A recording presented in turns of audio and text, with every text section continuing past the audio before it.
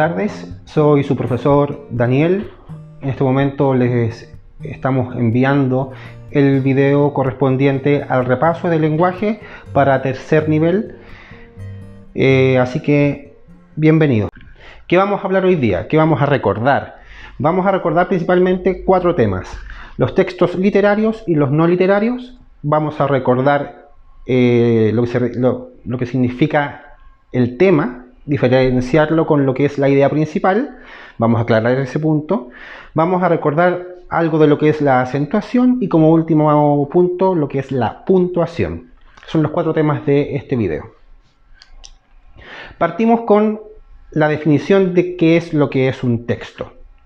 Un texto es un conjunto de palabras, frases o ideas que juntas entre sí tienen un sentido, con el objetivo principal de comunicar algo. ¿A quién? Al receptor del mensaje.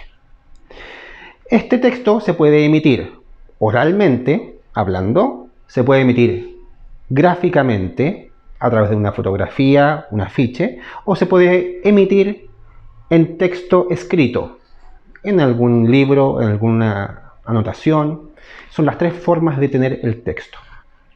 Ahora, los textos los podemos diferenciar en 2 tipos, o los vamos a diferenciar nosotros en 2 tipos: los literarios y los no literarios. Dentro de los textos literarios vamos a encontrar algunas clasificaciones, pero para poder entenderlas vamos a definir bien qué es lo que es el texto literario. El texto literario es aquel texto en el que prima o es más importante el sentimiento, lo estético. El narrador, la persona que escribe o habla o comunica, está preocupada de que la persona que recibe, el emisor, en este caso el lector, entienda y se imagine el mundo y sienta los sentimientos que él quiere transmitir. Por ejemplo, a través de una poesía, a través de un libro de terror. Lo que le interesa es transmitir sentimientos, ideas, reflexiones, experiencias de vida al lector o al receptor. Como decía, la función principal es entretener, expresar emociones, activar la imaginación a través del lenguaje. Para eso existen diferentes estrategias que ocupa para llevar al lector a este mundo de la imaginación y de sentir y de captar todo lo que quiere comunicar el emisor.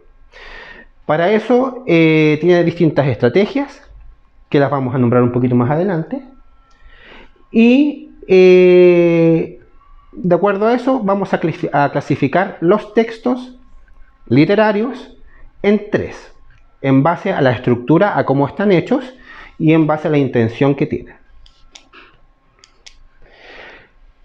Según el género,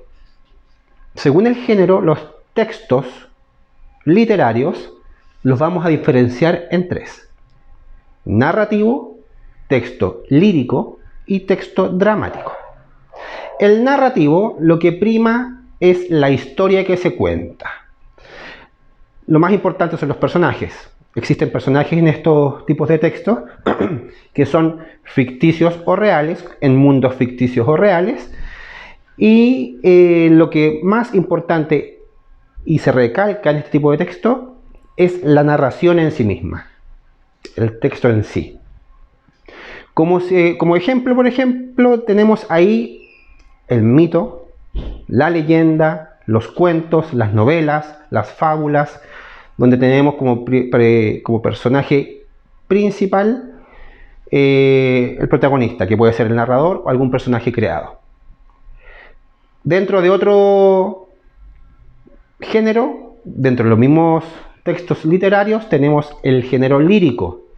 Se refiere principalmente a lo que teníamos o hablamos antes: adornar, embellecer. Se preocupa de la belleza del texto. ¿Qué textos podemos encontrar dentro de esta categoría lírica? Podemos encontrar poemas, sonetos, odas, donde prima el sentimiento, lo que el narrador o el escritor o la persona que emite el mensaje quiere transmitir principalmente al receptor en base a sentimientos, pero en base a la belleza de la escritura o del mensaje.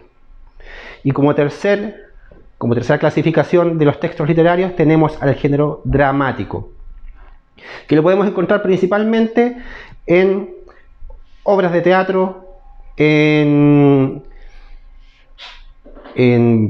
trabajos que tengan que ver con la televisión, con el cine, todo lo que tenga que ver en ese sentido con representar los textos tiene que ver con el género dramático. Algo importante dentro de los textos literarios, como lo dijimos un poquito antes, son los personajes. Siempre van a haber personajes, sean reales o sean ficticios. Dentro de estos personajes vamos a clasificarlos principalmente en tres: primario, secundario y terciario, siendo el personaje primario el más importante dentro de la obra, como por ejemplo en el cuento Caperucita Roja, el personaje primario, el más importante, es Caperucita Roja. Como personaje secundario son aquellos que acompañan al personaje primario, lo acompañan a través del texto y desencadenan ciertos hechos importantes que permiten que el texto vaya avanzando. Por ejemplo, la abuela de la Caperucita Roja, por ejemplo, el lobo, que se mueve entre primario y secundario, el leñador también es secundario, permite que el cuento desenlace de una forma específica. Y tenemos el personaje terciario, que no necesariamente afecta en la narración, y si sacamos a ese personaje de la narración, el cuento puede seguir exactamente igual. Por ejemplo, el papá o la mamá de la Caperucita, que los podemos sacar del cuento, pero se va a desarrollar de la misma forma. Pasando a la otra clasificación de textos, habiendo pasado los textos literarios, continuamos con los textos no literarios. ¿A qué nos referimos con textos no literarios? Nos referimos principalmente a aquellos textos que no transmiten sentimientos, no transmiten ideas y sueños puntuales que quiera transmitir el emisor.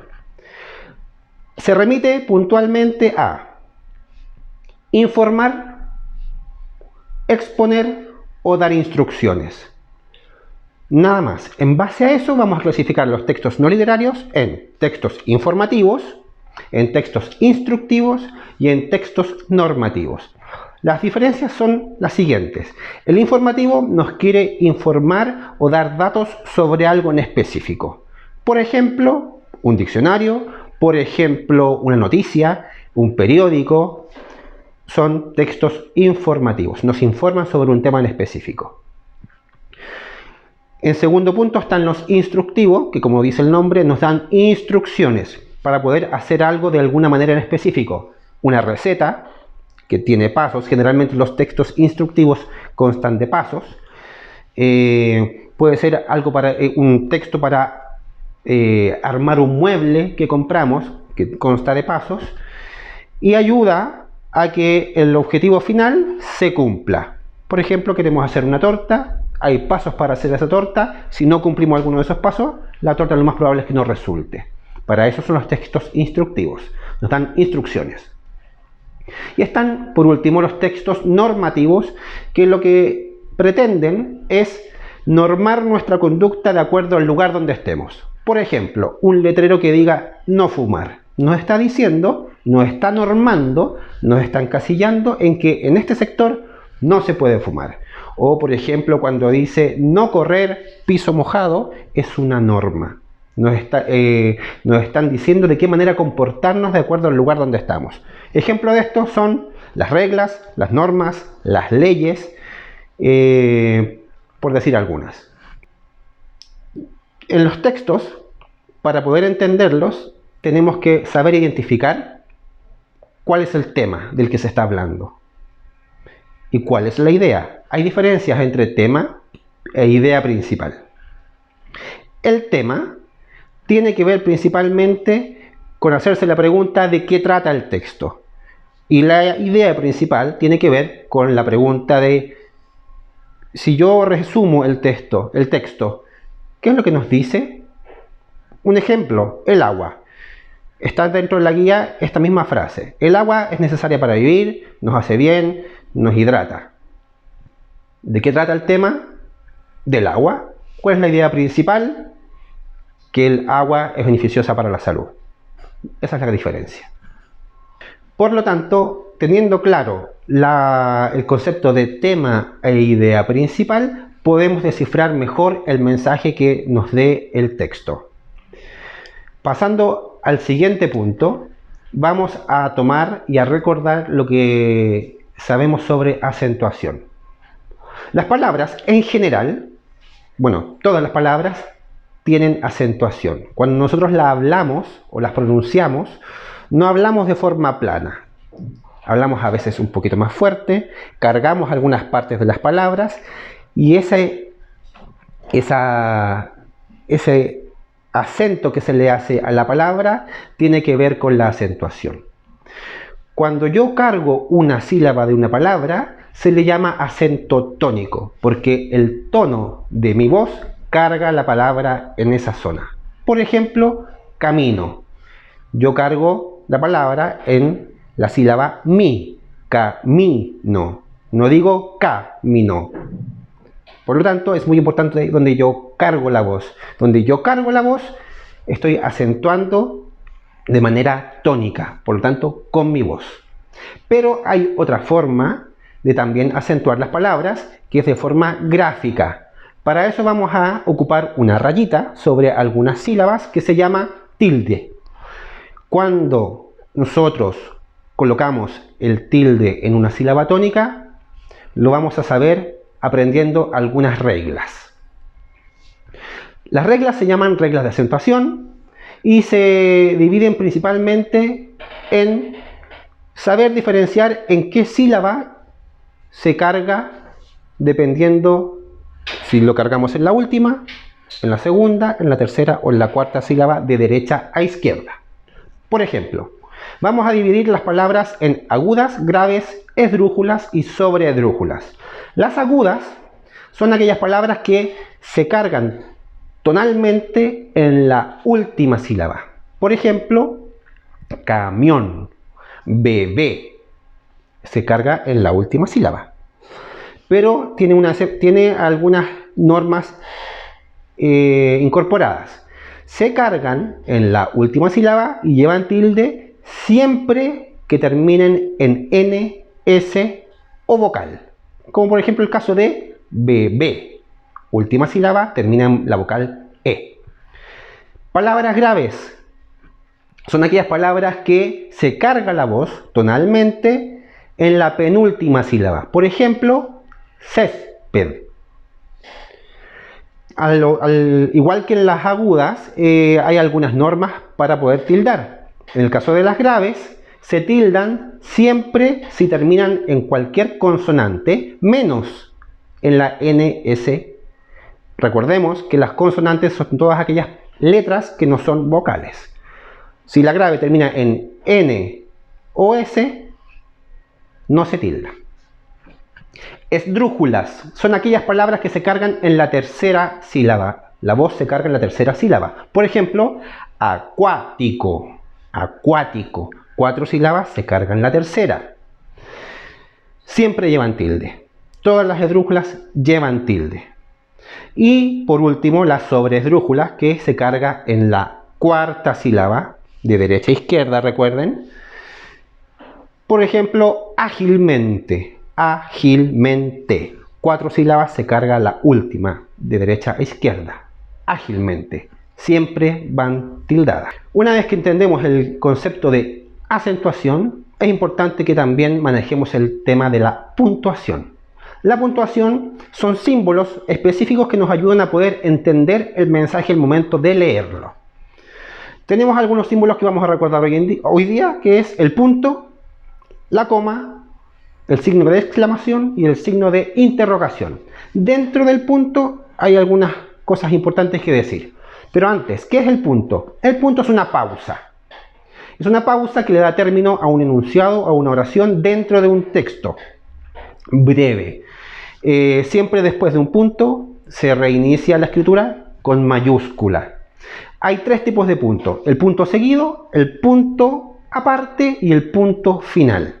El punto seguido pausa la escritura dentro de un mismo párrafo, pero se sigue hablando del mismo tema. Y se continúa la escritura en el mismo párrafo con mayúscula. El punto aparte separa párrafos. Estamos hablando de párrafos distintos. Es una pausa que divide párrafos. Podemos seguir hablando del mismo tema, pero con una idea distinta o alguna cosa en específico del tema, pero no relacionado con el párrafo anterior. También se inicia con una mayúscula y recordemos en un párrafo aparte. Y tenemos el punto final, que es la pausa definitiva cuando se cierra o se termina un texto.